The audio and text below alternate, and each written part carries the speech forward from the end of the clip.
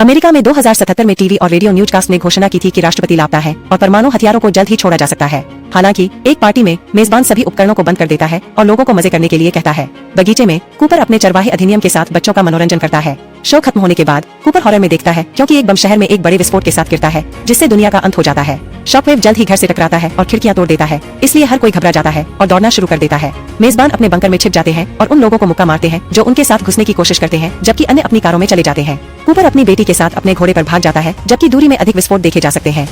219 साल बाद मानवता का एक विशेषाधिकार प्राप्त हिस्सा भूमिगत बंकरों में रहता है, जिन्हें वाल्टों के रूप में जाना जाता है क्योंकि सतह बहुत खतरनाक हो गई है।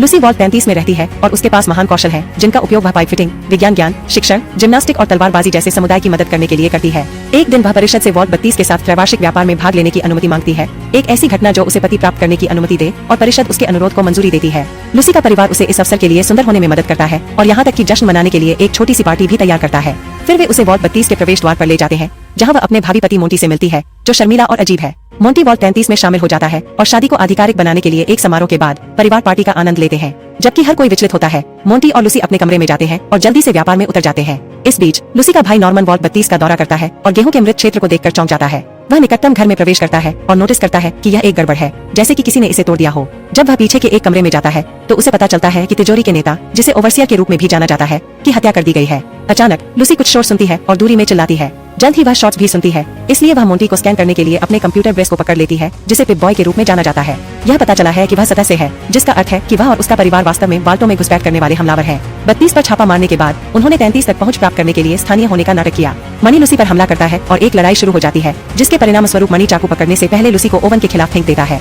लूसी जल्द ही ठीक हो जाती है और उसे चाकू लेने के लिए हमला करती है, फिर भी मनी जल्दी से उस पर हावी हो जाता है और उसे चाकू मारने का प्रबंधन करता है। उस समय अलार्म बंद हो जाता है और मनी विचलित हो जाता है, इसलिए लूसी उसे ब्लेंडर से बाहर निकालने का मौका देती है। बाद में लूसी को एक इंजेक्शन मिलता है और वह अपने कमरे से बाहर निकल जाती है, केवल यह पता लगाने के लिए कि उसके कई प्रियजनों को मार दिया गया है और इस तिजोरी पर भी छापा मारा जा रहा है। वह कुछ हथियार प्राप्त करती है और रास्ते में एक रेडर को मारते हुए बाहर जाती है। पार्टी एक युद्ध का मैदान बन गई है क्योंकि स्थानीय लोग हमलावरों से लड़ते हैं। दोनों पक्ष हर सेकंड अधिक से अधिक जान गंवाते हैं। एक रेडर भी दरवाजे पर पकड़ा जाता है और कुचल दिया जाता है। लूसी सावधानी से चारों ओर घूमती है। जब उसके पास मौका होता है तो हमलावरों की शूटिंग होती है। नॉर्मन भी लगभग मारा जाता है, लेकिन लूसी पहले हमलावर को गोली मारती है और फिर नॉर्मन को छिपा देती है। उस समय मोंटी उसे ढूंढता है और उसे मारने की कोशिश करता है, लेकिन लूसी के पिता हाक उसे पीछे से नीचे गिरा देते हैं और फिर उसे अचार के बैरल में डूबने से पहले मारना जारी रखते हैं। फिर हाक और लूसी गलियारे में दौड़ते हैं, जो वाल्टों को जोड़ता है, और पाता है कि हमलावरों ने बंधकों का एक गुच्छा ले लिया है। रेडर लीडर मोल्डेवर हाक को लूसी और बंधकों के बीच चयन करता है, इसलिए हाक लूसी को चुनता है। वह उसे एक कोठरी में बंद कर देता है और हमलावर उसे ट्रैंक्विलाइजर से बाहर निकाल देते हैं। मोल्डेवर लूसी को बताता है कि वह हाक और अन्य हमलावरों के साथ सतह पर जाने से पहले अपनी मां की तरह दिखती है। बाहर जाते समय वे बम को सक्रिय करने से पहले बंधकों को भागने के लिए कहते हैं। बाद में बचे हुए लोग सफाई शुरू करते हैं और शवों को खाद के लिए ले जाया जाता है। लूसी अपने छुरा घाव पर एक स्टेपलर का उपयोग करती है, फिर अपने पिता को खोजने के लिए एक खोज पार्टी के लिए पूछने के लिए विधानसभा में शामिल हो जाती है। हालांकि हर कोई मना कर देता है क्योंकि सतह यह बहुत खतरनाक है। यह देखते हुए कि उसकी बहन हार नहीं मानेगी, नॉर्मन द्वारपाल चेत को गुप्त रूप से उसके लिए दरवाजा खोलने के लिए मना लेता है। चेत लूसी के साथ जाना चाहता है, लेकिन वह उसे शांत करती है और अंत में बाहर निकलने से पहले नॉर्मन को अलविदा कहती है।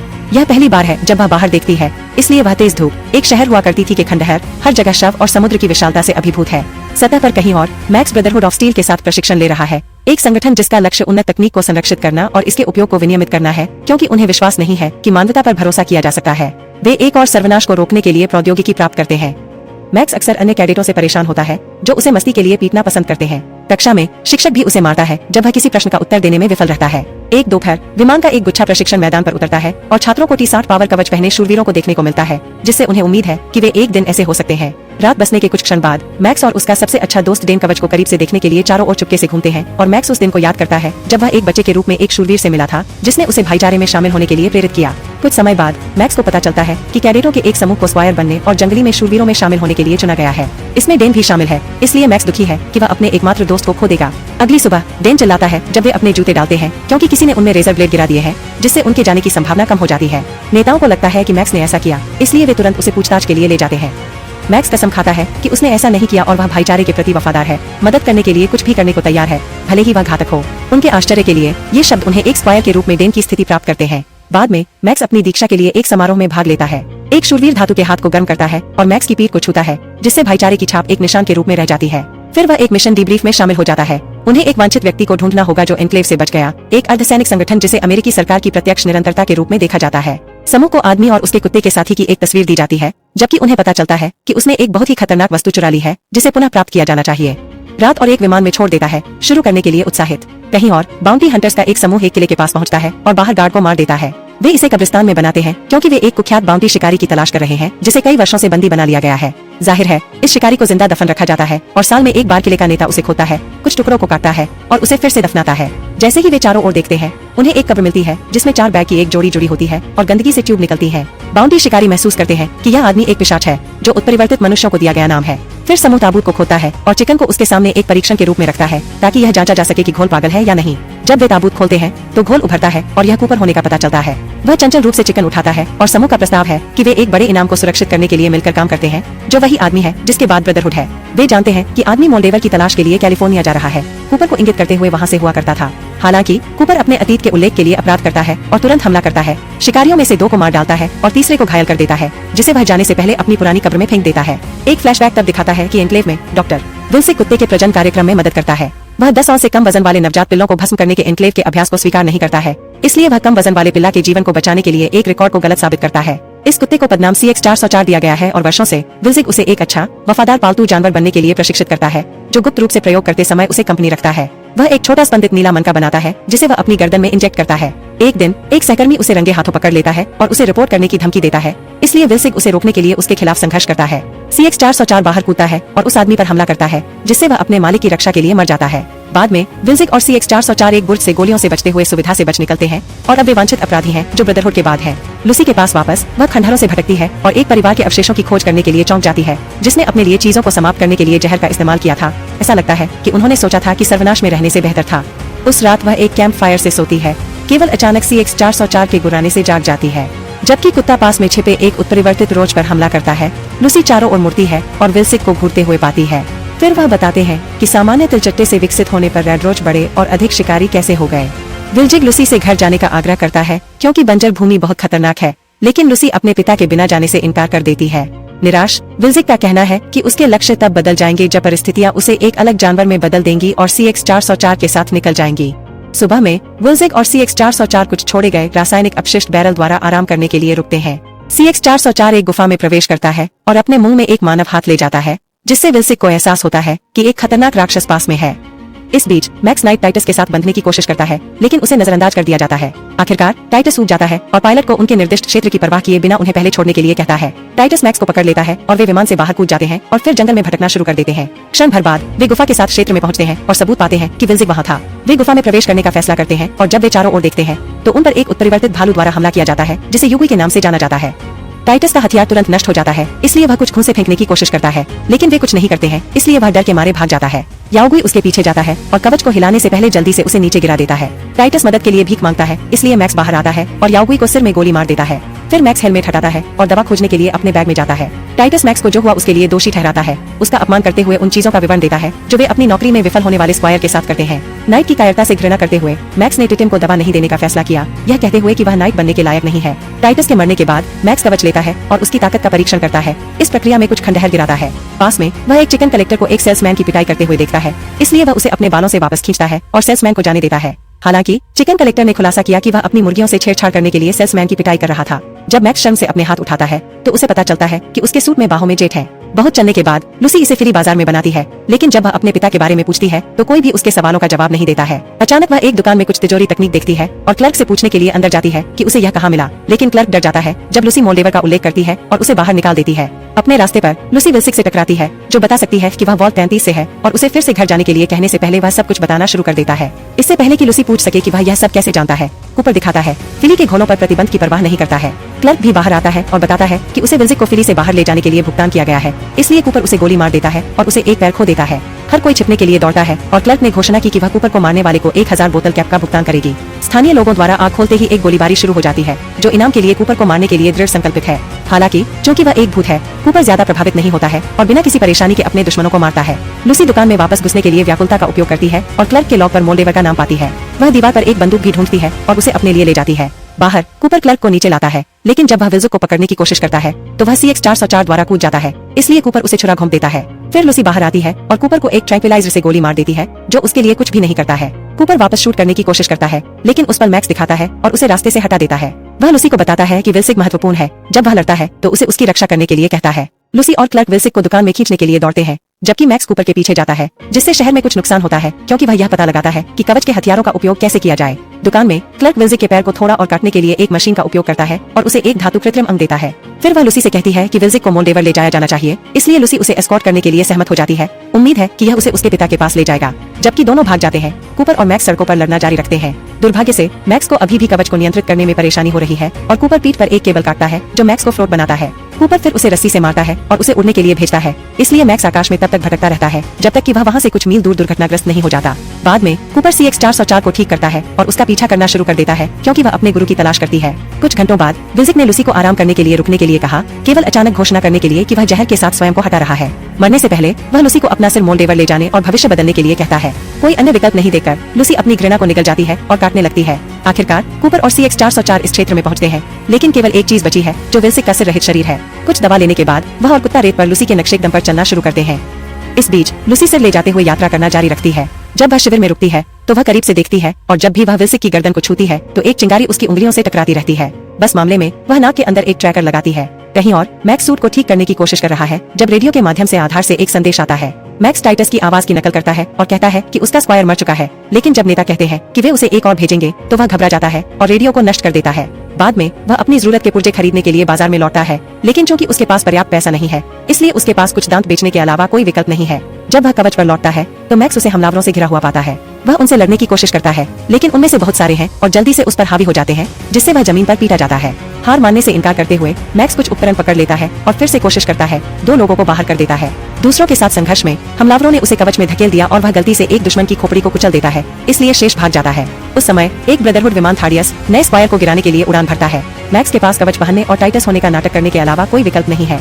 थाडियस उस पर विश्वास करता है और वे एक साथ चले जाते हैं। क्योंकि थाडियस उन लोगों में से एक है जो मैक्स को परेशान करते थे, अब मैक्स से पाने के लिए पेड़ों पर चढ़ने जैसे सभी प्रकार के मासिक कार्यों को करके अपना बदला ले सकता है। आखिरकार वे विल्सिक के शरीर को भी ढूंढते हैं और लूसी के निशान का अनुसरण करना शुरू करते हैं। जब वे चलते हैं, थाडियस साझा करता है कि वह अपने सहपाठियों का मुख्य शिकार हुआ करता था और जब मैक्स नवीनतम नौसिखिया के रूप में आया तो थाडियस ने उस पर ध्यान पुनर्निर्देशित किया, लेकिन उसे इसके बारे में बहुत बुरा लगता है। वॉल्ट 33 में परिषद एक सजा पर फैसला करती है। चेत अब द्वारपाल नहीं है और नॉर्मन को बंद हमलावरों को भोजन लाने जैसे अपमानजनक कार्य दिए जाते हैं। बाद में परिषद ने घोषणा की कि वे हमलावरों को वॉल्ट नागरिक बनाने के लिए पुनर्वास करेंगे। नॉर्मन बताते हैं कि वे हत्यारे हैं जिन्हें निष्पादित किया जाना चाहिए, लेकिन हर कोई इस विचार से पीछे हट गया है। उस समय एक तकनीशियन का कहना है कि उनके पास स्थानीय लोगों के लिए मुश्किल से पानी बचा है, इसलिए वे हमलावरों के साथ भी नहीं रह सकते हैं। लूसी के पास वापस वह इसे एक बाढ़ वाले शहर में बनाती है और एक हिरन से दोस्ती करने की कोशिश करती है, केवल एक राक्षस के लिए पानी से बाहर निकलने और फिर से छिपने से पहले हिरन को चुराने के लिए। जब लूसी मुड़ती है तो राक्षस हमला करता है और उसे दूर खींच लेता है, इसलिए लूसी उसे गोली मार देती है।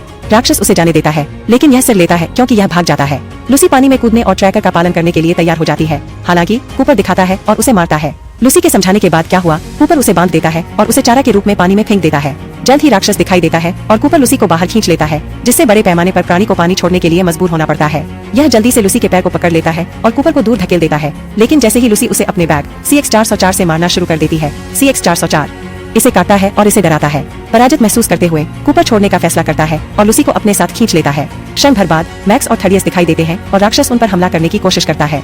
मैक्स फायर करता है, लेकिन उसकी गोलियां ज्यादा कुछ नहीं करती हैं। अचानक थाडियस दूर से जानवर पर गोली चलाता है, जिससे वह उसके पीछे चला जाता है। जैसे ही यह थाडियस को निगलने की कोशिश करता है, मैक्स दूसरी तरफ से खींचता है, जिससे थाडियस के पैर राक्षस के गले से इतने टकराते हैं कि वह मौत के घाट उतार देता है। विल्सिक का सिर बाहर आता है और CX-404 तुरंत उस पर जांच करने के लिए प्रकट होता है। एक लंबी सैर के बाद लूसी और कूपर एक पुराने क्लिनिक में पहुंचते हैं, जहां उन्हें दर्द में एक और घोल मिलता है क्योंकि वह दवा से बाहर है। कूपर अपने दुख को समाप्त करने के लिए उसे गोली मारता है, फिर वह झटकेदार बनाने के लिए मांस को काटना शुरू कर देता है। लूसी विरोध करती है, लेकिन कूपर उसे मदद करने के लिए मजबूर करता है। बाद में दोनों एक गंदे पोखर से पानी लेने के लिए रुक जाते हैं और अचानक कूपर को खांसी होने लगती है। लूसी भागने के मौके का उपयोग करती है, केवल एक विशाल खाई में गिरने के लिए। क्योंकि वह जम जाती है, कूपर बस उसे वापस खींचने के लिए अपनी रस्सी का उपयोग कर सकता है। एक हताश लूसी कूपर के हाथ को काटती है और गलती से एक उंगली ले लेती है, इसलिए कूपर बदले में उसकी एक को काट देता है। आखिरकार दोनों इसे सुपर डुपर मार्ट में बनाते हैं, जहां कूपर लूसी को उस दवा के लिए एक्सचेंज करना चाहता है जो उसे समझदार रखती है। जब वह उसे इमारत में भेजता है तो वह तुरंत बाहर निकल जाता है। अंदर लूसी को एक रोबोट द्वारा पाया जाता है, जो उसे शांत करने से पहले उसे एक सिंथेटिक उंगली देता है, क्योंकि यह घोषणा करता है कि यह उसके अंगों की कटाई करेगा। जल्द ही लूसी एक स्ट्रेचर पर जागती है और जब रोबोट उसे दूर ले जाता है तो उसे पता चलता है कि गार्ड के रूप में 2 डाकुओं के साथ पिंजरों में रखी गई उत्परिवर्तित महिलाएं हैं। ऑपरेशन रूम में रोबोट एक आरी लाता है, इसलिए लूसी उसे लात मारती है और स्ट्रेचर से कूद जाती है। फिर वह एक डिफिब्रिलेटर पकड़ती है और उसके साथ आरी पकड़ती है। रोबोट को तब तक इलेक्ट्रोक्यूट करती है जब तक कि वह टूट न जाए। बाद में लूसी एक हथियार ढूंढती है और डाकुओं को धमकी देने के लिए रोबोट को ले जाती है, यह समझाते हुए कि उसने रोबोट की सिरिंज को जहर से भर दिया। वे उन्हें जाने और पिंजरों को खोलने के लिए सहमत है, इसलिए सभी महिलाएं भाग जाती हैं, सिवाय एक के जो पूरी तरह से एक घोल बन गई है। लूसी के आश्चर्य के लिए पिंजरों को उसने पागल घोलों के एक झुंड को छोड़ने के लिए भी नहीं देखा, जो डाकुओं पर तब तक हमला करते हैं जब तक कि वे सभी एक दूसरे को मार नहीं डालते। आखिरी महिला लूसी के बाद भी आती है, इसलिए उसके पास उसे मारने के अलावा कोई विकल्प नहीं है। अपने रास्ते पर लूसी कूपर से कहती है कि वह कभी भी उसके जैसी नहीं होगी और उसे कुछ दवा देती है।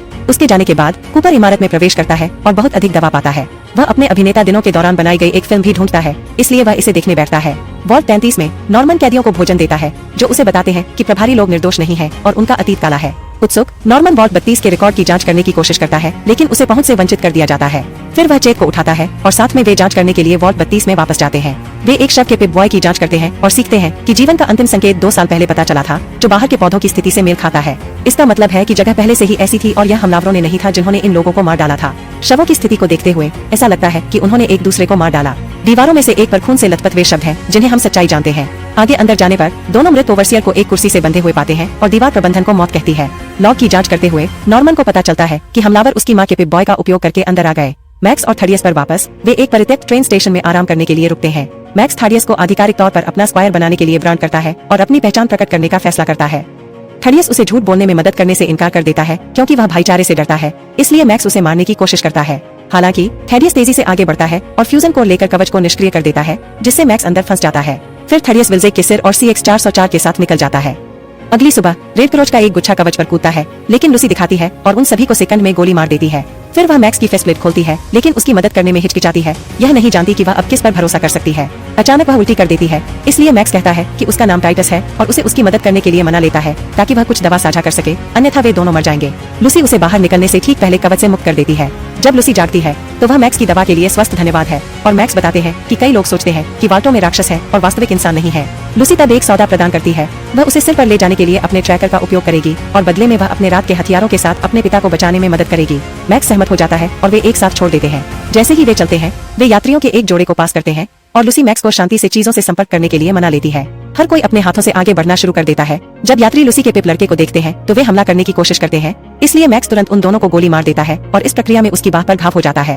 फिर वह लूसी को समझाता है कि वे यात्री पैशाचिक थे, जिसका अर्थ है कि वे लोगों को खाते हैं। दोनों चलते रहते हैं और शेरी सैंड्स तक पहुंचते हैं, जिसमें एक संकेत है कि युद्ध के बाद उनकी आबादी 34,000 थी। लूसी सदमे में है क्योंकि तिजोरी का लक्ष्य किसी दिन दुनिया को फिर से खोलना था। हालांकि सतह पर उसकी अपेक्षा से कहीं अधिक लोग हैं। उसे पता चलता है कि उसका पूरा अस्तित्व झूठ है। उसे शांत करने के लिए मैक्स साबित करता है कि युद्ध के बाद के प्रयासों ने उसे नष्ट शहर में एक विशाल खाई दिखाकर काम नहीं किया। दरअसल वह यहाँ रहता था और फ्रिज में छिपकर गुजारा करता था। उस समय लूसी को पता चलता है कि मैक्स काफी बुरी तरह से खून बह रहा है, इसलिए वे प्राथमिक चिकित्सा किट की तलाश में कुछ पुरानी प्रयोगशालाओं में जाते हैं। वह अंदर जाती है और जब मैक्स उसका पीछा करने की कोशिश करता है तो दरवाजा उसके पीछे बंद हो जाता है और एक गैस उसे बाहर खटखटाती है। जब वे जागते हैं तो वे खुद को एक तिजोरी में पाते हैं। इस बीच वॉल्ट 32 में नॉर्मन और चेत जांच करना जारी रखते हैं और महसूस करते हैं कि स्थानीय लोग वॉल्ट 31 तक पहुंचने की कोशिश कर रहे थे। बाद में वॉल्ट 33 के नागरिक अपने नए ओवरसियर के लिए वोट करते हैं और बेटी एक भूस्खलन से जीती है। नॉर्मन अपने चुनाव रिकॉर्ड की जांच करता है और पता चलता है कि उनके सभी चुने हुए पर्यवेक्षक बेटी सहित वॉल्ट 31 से आए थे और वॉल्ट 32 में भी ऐसा ही हुआ। अगले दिन बेटी ने घोषणा की कि उसने 31 में लोगों से बात की है और वे पुनर्निर्माण के लिए लोगों को 32 में भेजने के लिए सहमत हुए। जैसा कि 33 के लोग वॉल्ट 32 के चारों ओर देखते हैं, नॉर्मन यह देखकर आश्चर्यचकित है कि आसपास कोई शरीर या रक्त नहीं है। संदिग्ध होने पर नॉर्मन बेटी से पूछता है कि उसकी मां के पिप लड़के के साथ क्या हुआ और वह उसे आश्वासन देती है कि उसे उसके साथ दफनाया गया था। एक फ्लैशबैक से पता चलता है कि अपने अभिनेता दिनों के दौरान कूपर वॉल्ट टेक के विज्ञापन का चेहरा बन गया। वह वॉल्ट 4 के आसपास एक दौरे को रिकॉर्ड करता है, यह कहते हुए कि यह कम्युनिस्टों के खिलाफ सुरक्षा प्रदान करेगा। यह जगह पूरी तरह से वैज्ञानिकों द्वारा कब्जा कर ली गई है और 5 साल का परीक्षण करने के लिए कुल 80 होंगे। काम के बाद कूपर की पत्नी बारब एक पार्टी की मेजबानी करती है और वह अपने अभिनेता दोस्तों को यह कहते हुए सुनकर थोड़ा निराश है कि आने वाले युद्ध के कारण हॉलीवुड खत्म हो गया है, इसलिए उत्पादों को बढ़ावा देने के लिए काम करना उनका भविष्य है। बार वाल्टो के लिए भी काम कर रहा है और पहले से ही एक पिप बॉय है, इसलिए कूपर अपने परिवार के भविष्य के बारे में चिंता करना शुरू कर देता है। वाल्टो में बहुत सीमित नियम है, जैसे कुत्तों को स्वीकार नहीं करना, और कूपर को लगता है कि उन्हें वहाँ स्वतंत्रता की कमी हो सकती है। यह अक्सर बारब के साथ बहस का कारण बनता है। वर्तमान में 3 शेरिफ कूपर को ढूंढते हैं और उसे गिरफ्तार करते हैं। वे उसे अपने मालिक को देखने के लिए ले जाते हैं और यहाँ तक कि उसे अपनी उंगली वापस भी देते हैं, जिसे कूपर वापस सिलाई करना शुरू कर देता है। बॉस पुराने दिनों में कूपर को जानता था, इसलिए वह अपने आदमियों को अपने हथियार नीचे रखने के लिए कहता है। अपनी उंगली से काम करने के बाद वह तुरंत हमला करता है और 3 शेरिफों को मारता है। फिर वह बॉस से पूछता है कि उसकी दीवार पर मोल्डेवर का वांछित पोस्टर क्यों है। कूपर उसे पहचानता है और एक फ्लैशबैक से पता चलता है कि दिन में वापस उसने हमेशा के लिए हॉलीवुड के लिए एक गुप्त बैठक में भाग लिया। वहाँ वह मोल्डेवर से मिले, जिन्होंने खुद को कूपर के सबसे बड़े प्रशंसक के रूप में पेश किया। लूसी और मैक्स पर वापस तिजोरी डॉक्टर अपने घावों को पैच करते हैं और उन्हें तब तक इंतजार करने के लिए कहते हैं जब तक कि वे सुनिश्चित न हो कि उनके पास विकिरण नहीं है। लूसी मैक्स से पूछने का मौका देती है कि क्या वह शरारती होना चाहता है, लेकिन मैक्स मानता है कि उसके पास उचित ज्ञान की कमी है और कहता है कि वह नहीं कर सकता क्योंकि वह एक शूरवीर है। लूसी अपनी पसंद का सम्मान करती है, जबकि एक संकेत के बाहर पता चलता है कि वे परीक्षण विश्व नामक कमरे में हैं। क्षण भर बाद उन्हें दोपहर का भोजन करने के लिए मेस हॉल में जाने की अनुमति दी जाती है और मैक्स वाल्टो की तुलना एक पंथ से करता है। वे ओवरसियर बेन से मिलते हैं, जिनके पास केवल एक केंद्रीय आंख है, और पुष्टि करता है कि यह वॉल्ट 4 है। वह उन्हें नियम बताता है और उन्हें स्तर 12 में नहीं जाने के लिए कहता है। बेन के जाने के बाद लूसी करीब से देखती है और महसूस करती है कि सभी स्थानीय लोग संकर इंसान हैं। उत्सुक लूसी अपने कार्यालय में बेन से बात करने जाती है और सीखती है कि वॉल्ट 4 सतह से शरणार्थियों को लेता है, जो बहुत ही असामान्य है। वह स्तर 12 के बारे में भी पूछती है, जिससे बेन उसे बाहर निकाल देता है। इस बीच मैक्स अपने कवच की जांच करने जाता है, जिसे भी बचा लिया गया था। वह एक फ्यूजन कोर चोरी करने और कवच को ठीक करने के लिए पावर रूम में घुसने का फैसला करता है, लेकिन बटी उसे अधिनियम में पकड़ लेता है। वह उसे पिप बॉय देती है और उसे यूनिट 428 में भेजती है, जहां वे उसे अपना अपार्टमेंट देते हैं। मैक्स को अंततः टेलीविजन, संगीत, अच्छा भोजन और साफ पानी जैसी बुनियादी चीजों का आनंद मिलता है। लूसी भटकती है और छायादार रेत के लिए एक मॉडल के साथ एक कक्षा ढूंढती है। एक समयरेखा लिखी गई है और उसे पता चलता है कि तिजोरी को नए कैलिफोर्निया गणराज्य द्वारा ले लिया गया है, जिसे वह एक झंडा ढूंढकर पुष्टि करती है। बाद में सभी स्थानीय लोगों को बर्डी द्वारा निर्देशित सतह निवासी परंपरा का प्रदर्शन करने के लिए एक बैठक में बुलाया जाता है। हर कोई अपने पिप लड़कों और उनके कपड़े उतारता है, क्योंकि वे ज्वाला माता की पूजा करना शुरू करते हैं, जप करते हैं और मृतकों की राख में खुद को ढंकते हैं। वे खून भी पीते हैं और मोल्डेवर के चेहरे की एक पेंटिंग के चारों ओर से गुजरते हैं, जो इस फ्लेम मदर को प्रतीत होता है। परेशान लूसी मैक्स की तलाश में जाती है, जो बहुत अच्छा समय बिता रहा है और अब गंदा करना चाहता है। लूसी उसे कारण देखने में विफल रहती है, इसलिए वह सबूत खोजने के लिए लिफ्ट और एक्सेस लेवल 12 तक पहुंच जाती है। जैसे ही वह घूमती है, उसे खिड़की पर एक राक्षस नहीं दिखाई देता है। आखिरकार वह लोगों के कुछ हिस्सों के साथ एक प्रयोगशाला पाती है, जो मानव प्रयोग को साबित करती है। एक टेप भी है, जिसमें एक टैंक में एक महिला को जीवों के एक समूह को जन्म देते हुए दिखाया गया है, जो उसे खा जाते हैं। लूसी चारों ओर देखती रहती है और कैप्सूल में कई गर्भवती महिलाओं को पाती है, लेकिन जब एक वैज्ञानिक दैनिक जांच के लिए आता है तो उसे छिपना पड़ता है। जब वह हिलने की कोशिश करती है तो वैज्ञानिक उसे सुनता है और अलार्म उठाता है, इसलिए वह उसके चेहरे पर एक बोतल फेंकती है। बटी और उसके गार्ड अचानक अंदर आते हैं और लूसी उनसे लड़ना शुरू कर देती है, लेकिन वह केवल कुछ ही नीचे दस्तक दे सकती है, इससे पहले कि वह प्रबल हो जाए और उसे पकड़ लिया जाए। समुद्र तट पर दो पथिक रेत में गियर खोजने के लिए मेटल डिटेक्टर का उपयोग करते हैं। जब वे घर लौटते हैं तो वे कूपर को अपनी रसोई में पाते हैं और उनके सवालों के जवाब देने के अलावा कोई विकल्प नहीं होता है। यह पता चला है कि बेटों में से एक मोल्डेवर के चालक दल में शामिल होने के लिए छोड़ दिया गया और कभी वापस नहीं आया, लेकिन उसके भाई को भी दुनिया को ठीक करने के लिए मोल्डेवर के वादों से लुभाया गया है। कूपर लड़के को तब तक धमकी देता है जब तक कि वह साझा नहीं करता कि मोल्डेवर वेधशाला में है। फिर लड़का अपने विश्वासों का बचाव करने के लिए कूपर पर हमला करने की कोशिश करता है, लेकिन कूपर पहले गोली मारता है और आदमी को मारता है। एक फ्लैशबैक से पता चलता है कि कूपर को बैठक में मोल्डेवर का भाषण पसंद नहीं आया, जो अमेरिकी सपने की मौत के बारे में बात करता है, और इसका मतलब है कि वॉल्ट एक भ्रष्ट है। वह कूपर को उनके लिए काम करने के लिए बुलाती है और उसे निजी तौर पर बात करने के लिए खींचती है, यह खुलासा करते हुए कि वह बारब को जानती है। मोल्डेवर कुछ अद्भुत खोजों के किनारे पर था जो मानवता की मदद कर सकता था, लेकिन वॉल्ट ने उससे सब कुछ चुरा लिया। वह कूपर को याद दिलाती है कि युद्ध एक व्यवसाय है और बताती है कि अमेरिका एक दशक से अधिक समय से संसाधन युद्ध में बंद है। वॉल्ट ने बस उस युद्ध को समाप्त करने के साधन खरीदे। मोल्डेवर कूपर को एक माइक्रोफोन देता है ताकि वे बारब पर जासूसी कर सकें। कूपर को यह नहीं पता कि किस पर भरोसा करना है। जब वह घर लौटता है तो कूपर बारब के पिप बॉय को परेशान करता है, लेकिन वह जल्दी से पछताता है और कूड़ेदान में अपना बग फेंक देता है। हालांकि शाम को एक और वॉल्ट विज्ञापन देखने के बाद वह फैसला करता है कि वह सच्चाई चाहता है और बग को पुनः प्राप्त करने के लिए कूड़ेदान में भाग जाता है। वॉल्ट 4 में वर्तमान में बेन और बटी लूसी को एक टेबल पर हथकड़ी लगाते हैं और उसे एक टेप देखते हैं। कई साल पहले एक राक्षस ने तिजोरी में तोड़ दिया और प्रयोगशाला में सभी वैज्ञानिकों को मार डाला। लूसी तब तक उलझन में है जब तक बेन और बटी यह नहीं समझाते हैं कि उस समय वैज्ञानिक रेडियोधर्मी प्रतिरोधी प्रजातियों के साथ मनुष्यों को संकरण कर रहे थे ताकि उन्हें उच्च विकिरण का सामना करने में सक्षम बनाया जा सके। हालांकि ये प्रयोग बुरी तरह से गलत हो गए और जीवों ने वैज्ञानिकों को मार डाला। रिकॉर्डिंग में राक्षस वास्तव में मानव हुआ करता था और वॉल्ट 4 के वर्तमान निवासी केवल उन सभी भयानक प्रयोगों के बचे हुए हैं। लूसी गलतफहमी के लिए माफी मांगती है और जब उसे वॉल्ट 33 में प्रयोग के बारे में पूछा जाता है तो वह कहती है कि कोई नहीं है। ऐसे शब्द उसे तुरंत गिरफ्तार करवा देते हैं। जैसे ही गार्ड लूसी को दूर ले जाते हैं, मैक्स उसे पास से गुजरता हुआ देखता है और अंत में एक सोफे आलू होने से रोकने का फैसला करता है, इसलिए वह एक पावर कोड चोरी करने के लिए दौड़ता है। उसी समय लूसी को निष्पादित करने के लिए भीड़ के सामने बांध दिया जाता है, जिसका अर्थ है कि इस संस्कृति में सतह पर निर्वासित होना जहां अस्तित्व असंभव माना जाता है। उस समय रोशनी बंद हो जाती है और मैक्स अपने कवच में कमरे में फट जाता है, जिससे हर कोई घबरा जाता है। मैक्स फर्नीचर को नष्ट करना शुरू कर देता है, लेकिन इससे पहले कि यह बढ़ता है, लूसी उसे रोकने का प्रबंधन करती है और वे सतह पर एक साथ छोड़ देते हैं। एक बार बाहर, लूसी मैक्स को कवच से बाहर कर देती है ताकि वे पावर कोर को तिजोरी में वापस कर सकें, अन्यथा उनके पास जीवित रहने की शक्ति नहीं होगी। बाद में मैक्स अपना असली नाम साझा करता है और कबूल करता है कि उसने टाइटस के साथ क्या किया था। हालांकि लूसी ने सीखा है कि बंजर भूमि कितनी खतरनाक है और उसने जीवित रहने के लिए जो किया उसका सम्मान करता है, इसलिए वे सिर को खोजने के लिए मिलकर काम करने के लिए सहमत हैं। इस बीच थडियस राक्षस द्वारा छोड़े गए अपने पैर में घाव की जांच करने के लिए एक गैस स्टेशन पर रुकता है। CX 404 सिर तक पहुंचने की कोशिश करता रहता है, इसलिए थडियस जाने से पहले उसे कोला बॉक्स के अंदर बंद करने का फैसला करता है। जैसे ही वह समुद्र तट पार करता है, वह उस आदमी द्वारा पाया जाता है जिसे मैक्स ने दूसरे दिन बचाया था। लड़का एक डॉक्टर होने का दावा करता है और उसे एक पुराने क्लिनिक में ले जाता है, जहां वह फ्यूजन कोर के बदले थेडियस को कुछ दवा देता है। थडियस इसे पीता है और उत्साहित हो जाता है क्योंकि उसका पैर तुरंत ठीक होने लगता है। गैस स्टेशन में कूपर आता है और CX 4004 की फुसफुसाहट सुनता है, इसलिए वह उसे छोड़ देता है और सिर खोजने के लिए उसका पीछा करता है।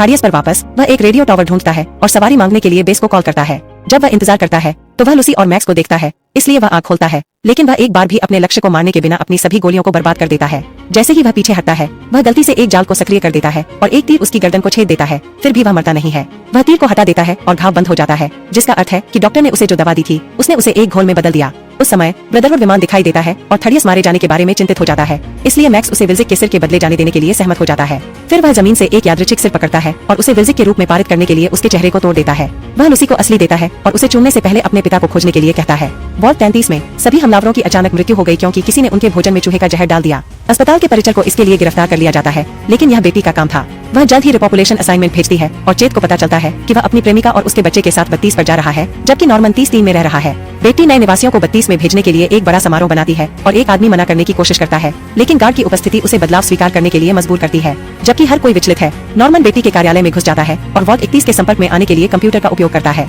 वह बेटी होने का नाटक करता है और कहता है कि मिशन से समझौता किया गया था, इसलिए उसे तुरंत 31 पर वापस जाने के लिए कहा जाता है। वॉल्ट 31 का दरवाजा जल्द ही खुलता है और जब नॉर्मन अंदर कदम रखता है तो वह जो देखता है उससे चौंक जाता है। मैक्स पर उसे वापस आधार पर ले जाया जाता है और वह सिर को नेता को प्रस्तुत करता है, जो तुरंत बता सकता है कि यह नकली है। नेता ने घोषणा की कि मैक्स डेन को घायल करने और टाइटस को मारने के लिए एक गद्दार है, लेकिन इससे पहले कि शूरवीर उसे मार सके, मैक्स कहता है कि वह जानता है कि सिर कहाँ है और डेन स्वीकार करता है कि उन्होंने रेजर को अपने जूते में डाल दिया क्योंकि वे मिशन से डरते थे, इसलिए वे अपने दोस्त के लिए दया की भीख मांगते हैं। अब मैक्स के पास यह समझाने का मौका है कि टाइटस एक कायर था, इसलिए नेता सहमत है कि वह मरने के लायक है और घोषणा करता है कि मैक्स उसे सत्ता पाने में मदद करेगा। इस बीच लूसी सिर को मोल्डेवर के आधार पर ले जाती है, जहाँ लोग घोलों के साथ सहअस्तित्व में रहते हैं। हाक को एक पिंजरे में रखा गया है और मोल्डेवर मेज पर एक घोल के साथ रात का खाना खा रहा है। लूसी उसे सिर देती है और मोल्डेवर तुरंत गर्दन से छोटे गोले को हटा देता है। हाक को रिहा करने से पहले वह चाहती है कि लूसी सच्चाई जान ले, यह समझाते हुए कि हाक तिजोरी में पैदा नहीं हुआ था। उसी समय नॉर्मन को पता चलता है कि 31 का ओवरसियर एक छोटे से कंप्यूटर पर सिर्फ एक मस्तिष्क है। जब यह नॉर्मन को नोटिस करता है तो यह उसे स्कैन करता है और हाक के DNA का पता लगाता है, लेकिन फिर भी उसे शांत करने की कोशिश करता है,